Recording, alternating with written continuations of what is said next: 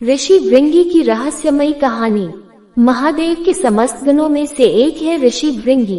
एक महान शिव भक्त के रूप में श्री भृंगी का नाम अमर है। कहते हैं जहाँ शिव होंगे वहाँ गणेश, नंदी, श्रृंगी, भृंगी, वीरभद्र का वास स्वयं ही होगा। शिव के साथ उनके ये गण अवश्य चलते हैं। ऋषि भृंगी एक महान तपस्वी और परम शिव भक्त थे। वे इतने समर्पित थे कि वे केवल भगवान शिव की ही पूजा करते थे और माता पार्वती को पूरी तरह नजरअंदाज कर देते थे। उनके लिए केवल शिव ही सब कुछ थे। भृंगी की खास बात यह है कि उनके 3 पैर हैं। शिव विवाह के लिए चली बारात में उनका जिक्र मिलता है। बिनु पद हुई कोई बहुपद बाहु, यानी शिव गणों में कई लोग बिना पैरों के थे और किसी के पास कई पैर थे। ये पद तुलसीदास जी ने ऋषि भृंगी के लिए ही लिखा है।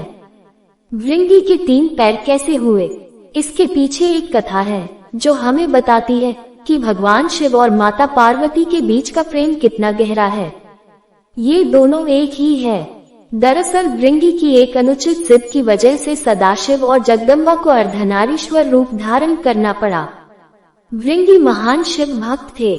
सदाशिव के चरणों में उनकी अत्यधिक प्रीति थी। उन्होंने स्वप्न में भी शिव के अतिरिक्त किसी का ध्यान नहीं किया था। यहाँ तक कि वह जगत जननी माँ पार्वती को भी सदा शिव से अलग मानते थे। शिवस्य चरणम केवलम के भाव में हमेशा रहते थे। उनकी बुद्धि यह स्वीकार ही नहीं करती थी कि शिव और पार्वती में कोई भेद नहीं है।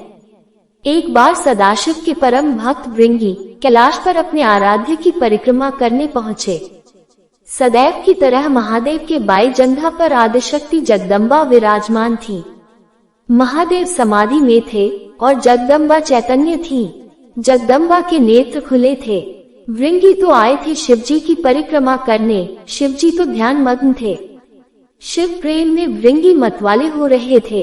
वह सिर्फ शिवजी की परिक्रमा करना चाहते थे, क्योंकि ब्रह्मचर्य की उनकी परिभाषा अलग थी। पर क्या करें, पार्वती जी तो शिव जी के वामांग में विराजमान है। भृंगी अपना उतावलापन रोक ही नहीं पाए। साहस इतना बढ़ गया कि उन्होंने जगदम्बा से अनुरोध कर दिया कि वह शिव जी से अलग होकर बैठें ताकि मैं शिव जी की परिक्रमा कर सकूं। जगदम्बा समझ गईं कि यह है तो तपस्वी, लेकिन इसे ज्ञान नहीं हुआ है, अभी इसका ज्ञान अधूरा है।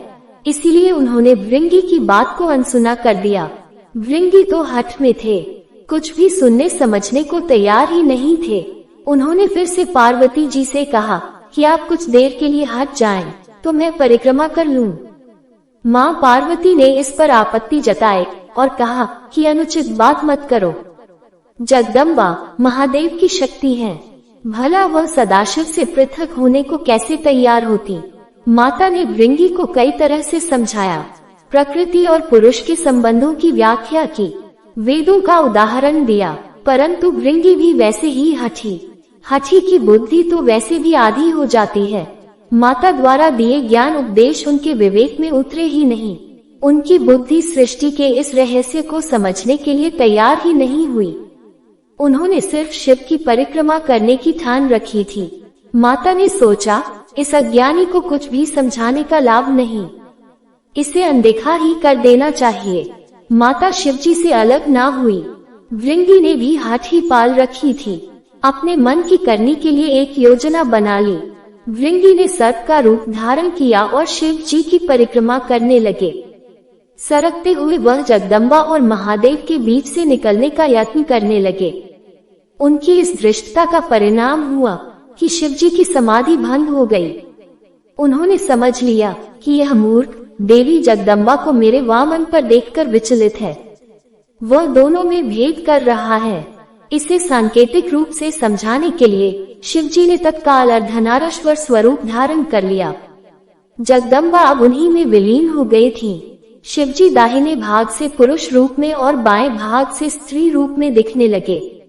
अब तो भृंगी की योजना पर पानी फिरने लगा। हठी का हठ तो भगवान से भी ऊपर जाने लगता है। भृंगी ने इतने पर भी हिम्मत नहीं हारी। उन्हें तो बस शिवजी की ही परिक्रमा करनी थी। अपनी जिद पूरी करने के लिए एक और मूर्खतापूर्ण प्रयास किया। अब भृंगी ने चूहे का रूप धारण कर लिया। चूहे के रूप में प्रभु के अर्धनारीश्वर रूप को कुतर कर एक दूसरे से अलग करने की कोशिश में जुट गए।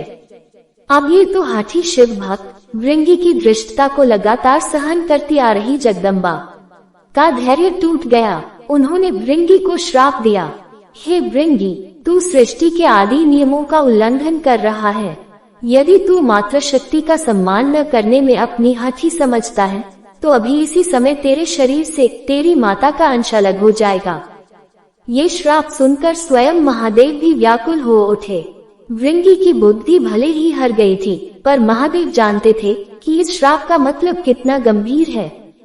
शरीर विज्ञान की तंत्रोक्त व्याख्या के मुताबिक इंसान के शरीर में हड्डियां और मांसपेशियां पिता से मिलती है, जबकि रक्त और मांस माता के अंश से प्राप्त होता है। फिर क्या था, भृंगी की तो दुर्गति हो गई। उनके शरीर से तत्काल रक्त और मांस अलग हो गया। शरीर में बची रह गई तो सिर्फ हड्डियां और मांसपेशियां। मृत्यु तो हो नहीं सकती थी, क्योंकि वह विमुक्त कैलाश के क्षेत्र में थे और स्वयं सदाशिव और महामाया उनके सामने थे। उनके प्राण हरने के लिए यमदूत वहां पहुंचने का साहस ही नहीं कर सकते थे। असहनीय पीड़ा से भृंगी बेचैन होने लगे। ये श्राप भी आदि शक्ति जगदम्बा का दिया हुआ था। उन्होंने ये श्राप भृंगी की भ्रष्ट बुद्धि को सही रास्ते पर लाने के लिए दिया था, इसीलिए महादेव भी बीच में नहीं पड़े। इस श्राप का लाभ ये हुआ कि भृंगी असहनीय पीड़ा में पड़कर समझ गए कि पितृशक्ति किसी भी सूरत में मातृशक्ति से परे नहीं है। माता और पिता मिलकर ही इस शरीर का निर्माण करते हैं, इसीलिए दोनों ही पूज्य हैं। इसके बाद भृंगी ने असह्य पीड़ा से तड़पते हुए जगदम्बा की अभ्यर्थना की। माता तो माता होती हैं। उन्होंने तुरंत उन पर कृपा की और पीड़ा समाप्त कर दी। माता ने अपना श्राप वापस लेने का उपक्रम शुरू किया, लेकिन धन्य थे भक्त भृंगी भी। उन्होंने माता को श्राप वापस लेने से रोका। भृंगी ने कहा, माता, मेरी पीड़ा दूर करके आपने मुझ पर बड़ी कृपा की है, परंतु मुझे इसी स्वरूप में रहने दीजिए। मेरा ये स्वरूप संसार के लिए एक उदाहरण होगा। इस सृष्टि में फिर से कोई मेरी तरह भ्रम का शिकार होकर माता और पिता को एक दूसरे से अलग समझने की भूल ना करेगा। मैंने इतना अपराध किया, फिर भी आपने मेरे ऊपर अनुग्रह किया। अब मैं एक जीवंत उदाहरण बनकर सदैव आपके आसपास ही रहूंगा। भक्त की यह बात सुनकर महादेव और जगदम्बा दोनों पुलकित हो गए।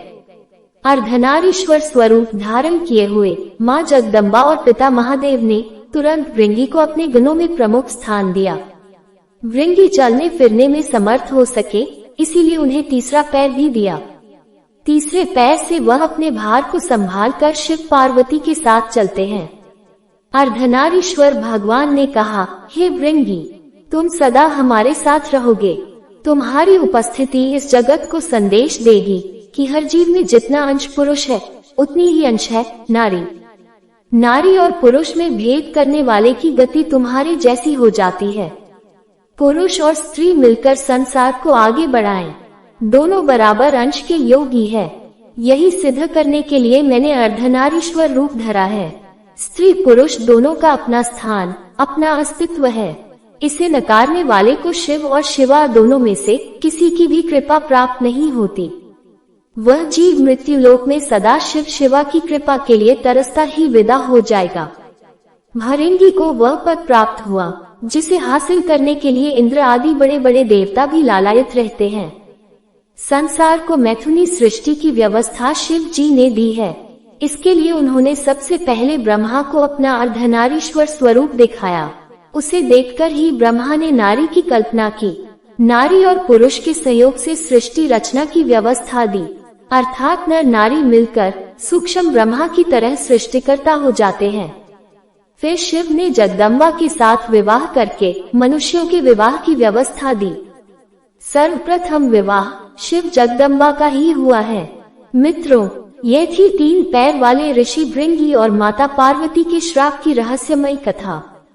ये कहानी हमें सिखाती है कि अधूरी भक्ति चाहे कितनी भी गहरी क्यों ना हो, संपूर्णता के बिना अधूरी ही रहती है। अगर आपको ये कथा ज्ञानवर्धक और रोचक लगी हो तो वीडियो को लाइक करें, चैनल को सब्सक्राइब करें।